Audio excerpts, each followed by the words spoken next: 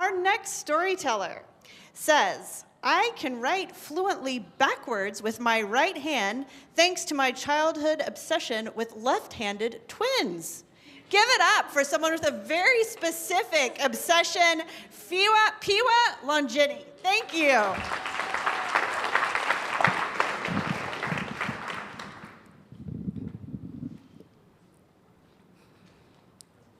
I pulled up to the building marked USCIS, United States Citizenship and Immigration Services. I made my way through security and repopulated my pockets and, as instructed, followed the officer right, left, and into the waiting room where he deposited me. I sat there just feeling my nerves start to bubble up, which is wild because my family has been doing this sort of thing since I've been 9 months old. This is not new to me, it's true to me. And so I sat there and a few more people came in and a couple folk got called away until a woman walks to the door and says, Langeni?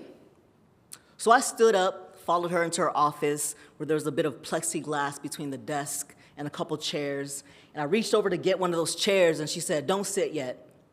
And so, hand in the air, do you promise to tell the truth and nothing but the truth? I do. Now you can sit down. So I sat. She starts tapping away at her keyboard, and I started trying to look around the room without looking too suspicious because I don't know what that looks like, so I'm keeping it kind of still, and my eyes settle on this stack of paper on her desk. And trying to cut through my rising nerves and this weird energy that she's giving me, I say out loud, wow, that's a tall stack of papers. And without even looking up, she says, that's your file. My file? Whoa. My file, this ream and a half stack of papers, barely held together by this tattered and dutiful folder that's been containing this stack of papers for over 4 decades. And she continued tapping away the metronome of my swirling thoughts about all the signatures and the fingerprints and the background checks and the copies of visa pages and passports every 5 years and the evidence of the multi-thousands of dollars we've had to pay with each application fee sitting in that stack of papers on her desk. She interrupted my thoughts with the first question of the civics test.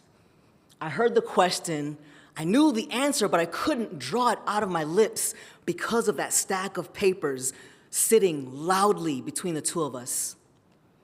My silence lingered a little bit longer, enough for her to look up from her computer just as I blurted out the correct answer.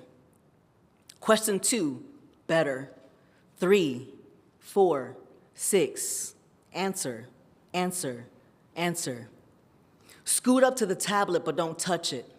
I scooted, I didn't touch. Read the sentence. I read. Write this sentence. I wrote. I sat back in my chair as she went back to tapping away at her keyboard, and I went back to staring at that stack of papers.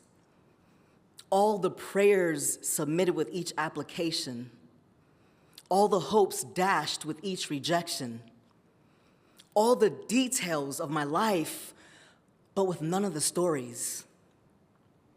My mind continued to swirl as she broke back in with her voice, telling me, answer these yes or no questions.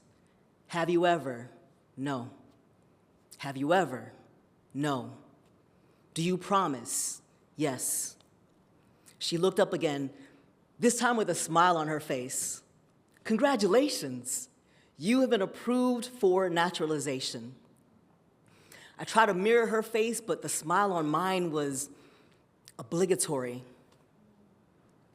And so I finished up with the niceties of stark difference than the coldness I felt when I first walked in, and she even sent me away with a Rice Krispie treat.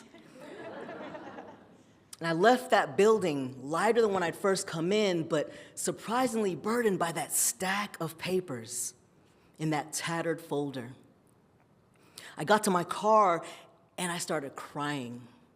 And I kept crying all the way home because that stack of papers was a visual of all the decisions others made about my life My family, systems, policies, countless strangers, all of them deciding where I could live, how long I could stay there, what I can do, who I could be. My feelings were this jumble of relief, but also of the ache of all that it took to get here.